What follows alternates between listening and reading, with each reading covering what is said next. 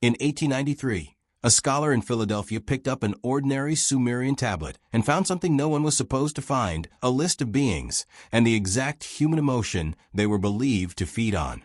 A young cataloger named Wilhelm Hilprecht sat down with a small clay tablet that had been waiting in a wooden tray for almost 4 years. It was not much to look at, about the size of a closed hand, chipped along one edge, with a cuneiform pressed lightly into the surface, as if whoever wrote it had been in a hurry.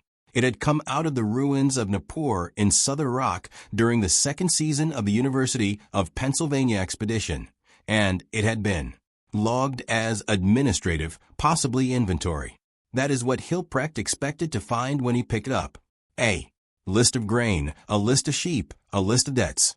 What he wrote in his notebook that afternoon, in a hand that begins steady and then clearly does not stay steady, is that the tablet was indeed a list. But it was not a list of grain.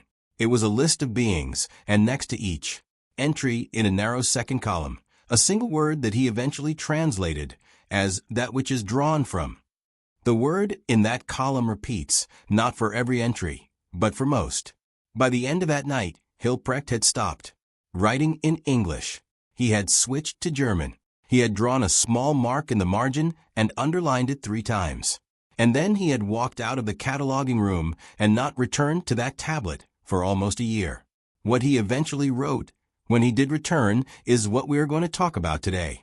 Because that tablet, which sat in a tray for 4 years, and then in a locked drawer for 1 more, describes something that no other Sumerian text on record describes in quite the same way.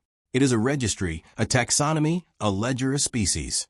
And it tells you exactly what each one feeds on. To understand why that matters, you have to understand who the Sumerians were and what kind of writing they actually left behind. The Sumerians lived in the marshes and floodplains between the Tigris and Euphrates rivers in what is now southern Iraq. Starting around 6,000 years ago, they built the first cities anyone has ever found. They invented writing.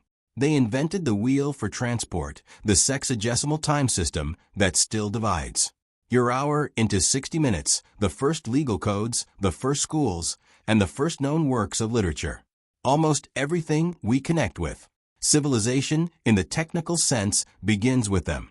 They left behind tens of thousands of clay tablets, baked hard in the dry heat of the floodplain, more lasting than any paper or parchment that came after. And many of those tablets are still being translated today because the number is simply too large for any one generation of scholars to work through. The Nippur expedition that produced the tablet Hilprecht was looking at was, at the time, the largest American archaeological project that had ever been launched in the Near East. It ran for 4 seasons between 1888 and 1900. It was funded by a group of Philadelphia families, organized by the University of Pennsylvania, and overseen on site by John Punnett Peters in the first 2 seasons and by John Henry Haynes after that. The expedition then shipped tens of thousands of tablets back to Philadelphia in wooden crates lined with straw. And it was Hilprecht's job, as the assistant curator of the Babylonian section, to sort them, catalog them, and decide which ones deserved more study. Most were receipts. A few were literary. A very small number, maybe 1 in 1,000, were what Hilprecht himself called in his published notes, anomalies. But the thing people misunderstand about Sumerian writing is how much of it is boring. Most of what we have from them, by amount, is not myths. It is not hymns. It is receipts, tax records, beer rations, lists of who owed whom, how many goats.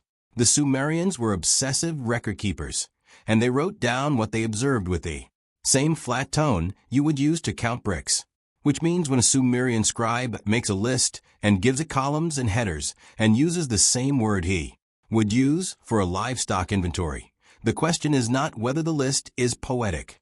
The question is what he thought he was counting. The tablet Hilprecht had in front of him was written in that exact style, flat, unembellished, columned. It had 3 columns. The first column was a name. The second column was a category of origin, which Hilprecht eventually translated as a place or a direction. The third column was what that being was said to draw from, to feed upon, to require. There were, by his count, between 19 and 22 entries. The damage along the lower edge makes the exact number impossible to confirm, but the pattern repeats. And the repeating word in the third column repeats with it. And it is that repeating word, more than anything else on the tablet, that is the reason this fragment is not on display in any museum, and is mentioned in only 2 academic footnotes, both from before 1910, and both written by Hilprecht himself. And before we go farther, I need to pause for a second, because what I am about to tell you about that repeating word and about the species around it on the tablet is the part that some of you are going to want to sit with longer than a video allows. The complete decoding of the tablet, the full list of names in the first column, the original Sumerian notation for each entry, and Hilprecht's translation of the repeating word with all of its grammar context. I have put it all into a written document.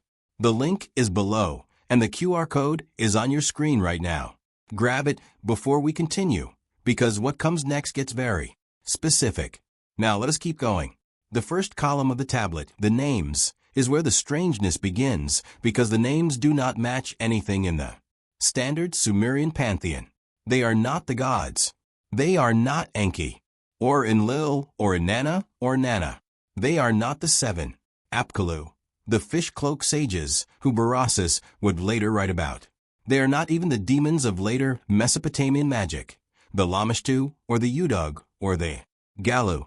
They are something else, named in a way that suggests a kind of being that the scribe was treating as separate from gods, separate from spirits, and separate from animals. The names that Hilprecht could read clearly enough to copy are short. Most of them are 2 or 3 syllables. They do not have the honorific prefixes that Sumerian scribes attach to the names of gods. They do not have the protective suffixes that Sumerian scribes attach to the names of demons. They are written the way you would write the name of a thing you are cataloging, not the way you would write the name of a thing you are worshiping or trying to ward off.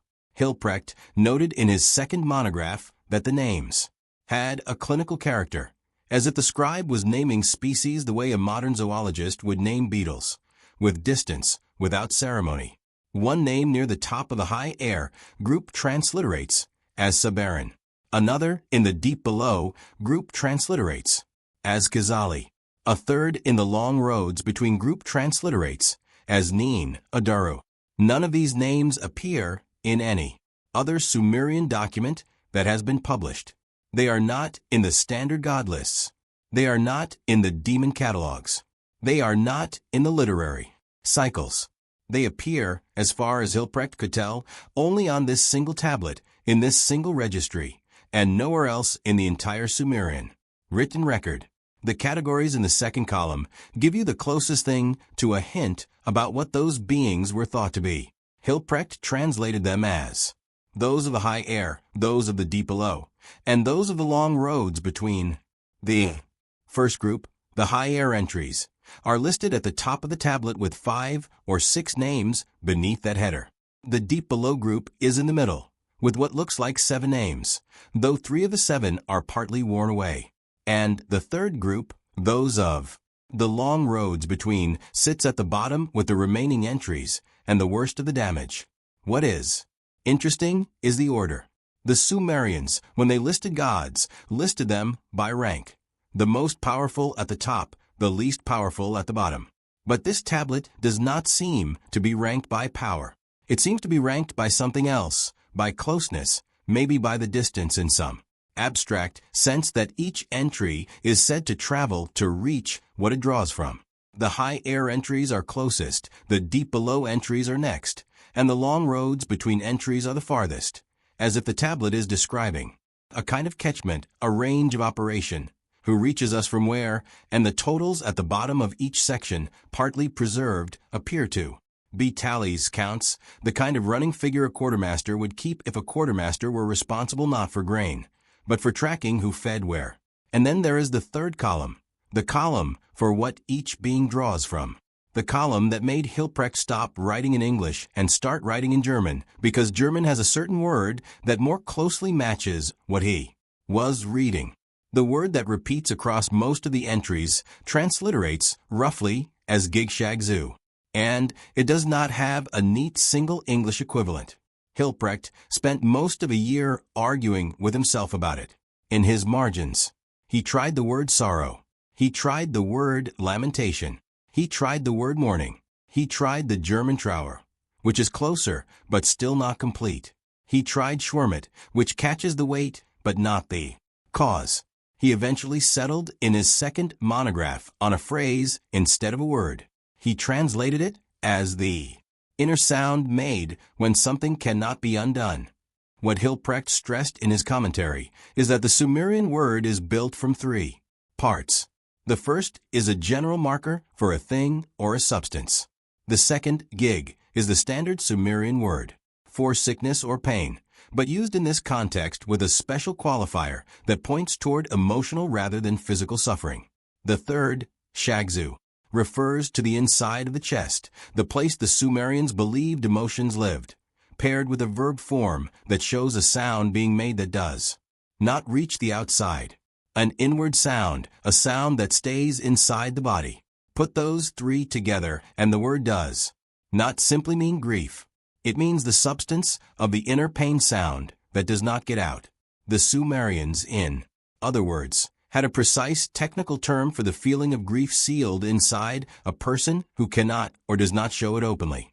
And it is that exact technical term, not the general word for sadness or the general word for mourning, that the scribe wrote into the third column of the tablet next to the names of 19 to 22 beings in three categories of origin.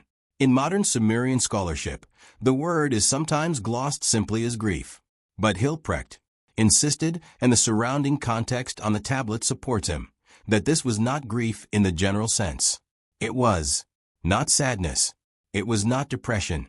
It was a specific emotion with a specific shape that the Sumerians seem to have considered measurable, countable, the same way you would weigh barley, the way you would count cattle. The tablet does not say a being feeds on emotion in the abstract. It names one particular inner state, the one that arrives when a loss is permanent, and assigns it as the consumed substance. What makes that framing harder to dismiss is the way the tablet treats the substance itself. The third column is not the only place the word appears. It also appears in the lower section of the tablet attached to small numerical marks, quantities. Hilprecht believed these were measurements. Although the unit of measurement is not preserved, what is preserved is that the numbers vary across the entries. Some beings, by the scribe's reckoning, drew larger amounts, others drew less. The variation suggests that whoever made the tablet was not only naming the beings and the substance, but ranking them by appetite. Now, before we move on to what the rest of the tablet says about how that substance is produced and gathered, stop for a second, because what you just heard about the third column and about Hilprecht's translation of that repeating word is the part of the story that most people skip past without understanding. The full Sumerian transliteration, the exact context of every appearance of that word in every other Sumerian text where it shows up, and the four alternate translations Hilprecht considered and rejected are all written out in the document linked below. Take 5 seconds, grab it, and come back because the next section explains what the tablet says about why this particular emotion, and not anger, not fear, not joy, was the one the scribe believed was being drawn from us. The link is in the description. The QR code is on your screen. The Sumerian explanation, as Hilprecht reconstructed it from the more readable parts of the tablet and from cross-references in 2 other fragments from the same dig, is mechanical. It is not mystical. It treats the question of why grief is consumable in the same flat tone that the rest of the document uses for everything else. The argument the tablet makes, as best as it can be put back together, runs along these lines. Joy in the Sumerian view is too brief. It rises and falls and scatters in minutes. Anger is too hot and too local, burning itself out in the body of the person feeling it before it can be drawn from at any distance. Fear is too short. The body that feels fear, The tablet says, returns to baseline quickly because the body cannot afford to hold fear for long without breaking. But grief, the tablet says, is sustained. Grief lasts. Grief creates an inner pressure that does not fade, that does not burn itself out, that does not return to baseline. It holds, and what holds can be harvested. There is a phrase on the tablet that Hilprecht translated as the slow weight. He believed it referred to grief. Specifically, the slow weight that does not lift. The substance that, in the Sumerian framing, can be drawn from across distance because it produces a steady signal rather than a flash. And here is where the cross-cultural piece becomes harder to dismiss as coincidence. Because every major human culture, without exception, has developed elaborate, ritualized, structured practices around grief. We have funeral rites. We have wakes. We have set periods of mourning, often with very specific lengths. The Jewish tradition has Shiva, 7 days. The Catholic tradition has the Novena, 9 days. The Hindu tradition has 13 days of Shraddha. The Tibetan Buddhist tradition has 49 days of Bardo observance. The Confucian tradition once required formal mourning of 3 years. Ancient Egyptian mourning rituals lasted 70 days, the same length as the embalming process. The Greek tradition wore black for a full year. Anthropologists usually explain these rituals as social tools, ways of helping the bereaved join the community again. And that is almost certainly part of what they do. But what is harder to explain, and what the Hilprecht tablet seems to address directly, is why so many of these traditions specifically involve the containment of grief. The keening kept within set hours. The wailing done in designated rooms. The mourning clothes that mark a person as separate, off-limits, not available to be approached. The candles lit inside the home, not outside. The mirrors covered, the doors closed. The body of the bereaved deliberately ringed by other bodies, especially during the first nights. If you take the tablet at face value and assume for a moment that the scribe was describing something he believed to be functionally true, then mourning rituals across cultures are not just social tools. They are containment systems. They are ways of holding the slow weight inside a defined boundary so that what is drawn from it is drawn under controlled conditions rather than open ones. The walls of the mourning room, the 7 days of sitting, the covered mirrors, the candle that stays lit, and the candle that is allowed to go out only on a particular day. The species in the second column of the tablet, the ones from the high air, the deep below, and the long roads between, are not given physical descriptions. The tablet does not say what they look like. It says only where they come from and what they take. But there are 2 lines, both near the bottom of the tablet and both partly damaged, that Hilprecht translated as a kind of warning. The first line reads in his rendering, "When the room is open, more will come." The second line, more, worn away, reads something like, "the unattended weight," with the rest of the sentence broken off. What that suggests, if it suggests anything, is that the Sumerians believed grief left unattended, grief expressed without containment, grief that was simply allowed to spread outward into the open air without the structure of ritual around it, was the most reachable form, the kind that could be drawn from most easily from the longest distance by the largest number of those species, and that the rituals, the 7 days, the covered mirrors, the closed doors, the bodies of family, ringed around the bereaved, were how the Sumerians, and possibly everyone after them, learned to make grief harder to reach.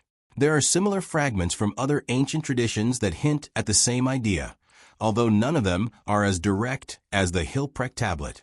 In the Egyptian Book of the Dead, there is a passage warning the soul of the dead not to weep in certain places, because weeping in those places calls the ones who hear. In a Tibetan text from the 11th century, there is an instruction to mourners that grief must be poured into a fixed object, a stone, a thread, a bowl of water, and not allowed to remain inside the body or the room. In a West African Yoruba tradition, mourners are told to weep into cloth that is then buried so that the grief is contained inside the earth and not left in the home. In an Andean tradition, the grief of a widow is said to be cared for by the mountain that the family is tied to, so that the grief does not wander. None of these traditions name the species. None of them say what exactly is being kept away, but all of them treat grief as something that, if left unattended, attracts something, calls something, reaches something, and all of them describe a way of containing it. The Hilprecht tablet, if you read it the way Hilprecht eventually did, is the only document that names what was being called, or rather, it names a list of what was being called.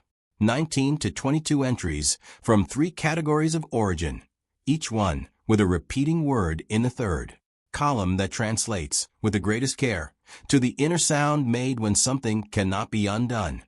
The reason the tablet is not famous, the reason it is not on display, the reason it appears in only 2 footnotes from before 1910 is partly because Hilprecht himself stopped publishing on it. After his second monograph, he never wrote about the fragment again. He died in 1925, and the tablet itself, according to the Penn Museum's internal records, is currently catalogued as Fragment Administrative, illegible in primary sections, which is true in a narrow sense. The primary sections are hard to read, but it is also the kind of cataloging that makes sure a thing stays in a drawer.